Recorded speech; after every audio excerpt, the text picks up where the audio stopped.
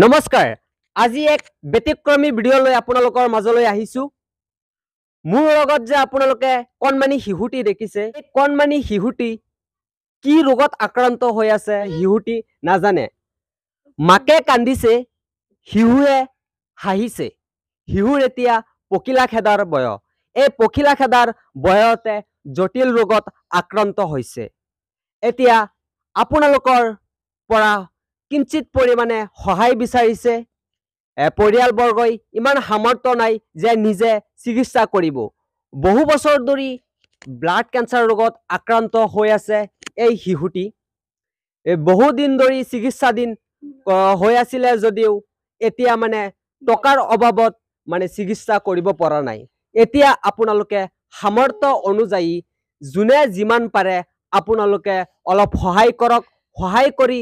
মানৱতা দাঙি ধৰক আমি জানো মানুহে মানুহৰ বাবে যদি অকণো নাভাবে আপোনালোকে এবাৰ শিশুটিৰ ফালে চাই আপোনালোকে সহায় কৰক মাতৃৰ ফালে চাই এবাৰ সহায় কৰক আপোনালোকে বহু টকা বহু পিনে খৰচ কৰে চাওক কান্দি আছে আপোনালোকে এই কান্দাৰ মূল্য দিয়ক আপোনালোকে সহায় কৰক যিটো গাঁৱত আছো এই গাঁৱটো হৈছে লাহৰীঘাটৰ বগলীপাৰাত আমি জানো লাহৰীঘাটত বহু সমাজ সেৱক আছে আপোনালোকে অলপ সহায় কৰক আপোনালোকে বিভিন্ন দল সংগঠনক বৰঙণি আগবঢ়াই মই ভাবো এই শিশুটিক আপোনালোকে কিছু পৰিমাণে হলেও সহায় কৰক কিছু কথা পাতিম শিশুটিৰ মাতৃৰ লগত কি ক'ব কিমান দিন ধৰি মানে জটিল ৰোগত আক্ৰান্ত হৈ আছে তাৰ বেমাৰটো সৰুৰ পৰাই আছিলে গম পোৱা নাই গম পাইছো এক বছৰ ধৰি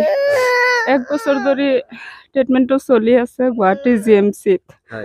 তাৰপিছত ইমান দিন ধৰি মোৰ যিখিনি আছিল সেইখিনি দি মই ট্ৰিটমেণ্টটো চলাই গৈছো এতিয়া মোৰ আৰু কিবা ব্যৱস্থা নাই ট্ৰিটমেণ্টটো চলাবলৈ এতিয়া মানে ৰাইজৰ পৰা কিছু সহায় বিচাৰিছে এতিয়া মোৰ বাচ্চাটো যেনে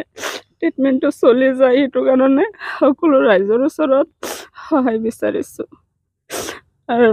ট্ৰিটমেণ্টটো যে চলি আছে ব্লাড লাগে 2-3 মাহ ভিতৰত ব্লাড নিদিলে বাচ্চাটো মৰিবলৈ হৈ যায় বাচ্চাটো যে মৰিবলৈ হৈ যায় তাৰপিছত মই ব্লাড মিলাবলৈ নোৱাৰিলে মৰি যাব মোৰ যিখিনি সংস্থা আছিলে ইমান দিন মই ব্লাড দি ৰাখিছোঁ নাকান্দিব আমি আশা কৰো আল্লাহ আপোনাৰ শিশুটিক ভাল কৰিব ব্লাডৰ গ্ৰুপ কি এ পজিটিভ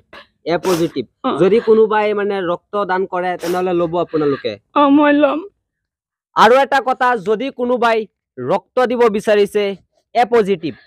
পজিটিভ তেনেহলে এই শিশুটিক আপোনাৰ ৰক্তৰে মানে প্ৰাণ জীয়াই ৰাখিব পাৰে আপোনালোকে ৰক্ত ডনেট কৰি থাকে আপোনালোকে এই শিশুটিক কিছু হলেও ৰক্ত ডনেট কৰক আৰু এই শিশুটিক মাকৰ বুকুৰ পৰা যাতে লৈ নাযায় আল্লাহ আপোনালোকে সহায় কৰক আৰু আল্লাহৰ ওচৰত প্ৰাৰ্থনা কৰক যাতে শিশুটি জীয়াই থাকে আমাৰ মাজলৈ মই লাহৰীঘাট সমষ্টিৰ বিধায়ক আসিফ নাজাৰিয়াক মই ক'ব খোজো আপুনিও আমাৰ সমষ্টিৰ এমএলএ হয় আপুনি এই শিশুটিক সহায় কৰক আপুনি চিকিৎসা কৰাৰ বাবে আপুনি সহায় কৰক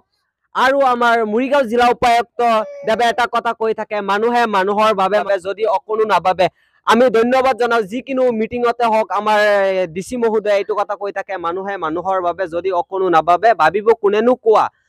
তো আপোনালোকে মানুহে মানুহৰ সহায় কৰিব লাগিব আমাৰ মৰিগাঁও জিলা উপায়ুক্ত মহোদয়ে যদি এইটো ভিডিঅ' চাই আছে আপুনি অলপ সহায় কৰক তাৰে কামনা কৰি যদি কোনো সদায় ব্যক্তিয়ে সহায় কৰিব বিচাৰিছে এই শিশুটিক তেনেহলে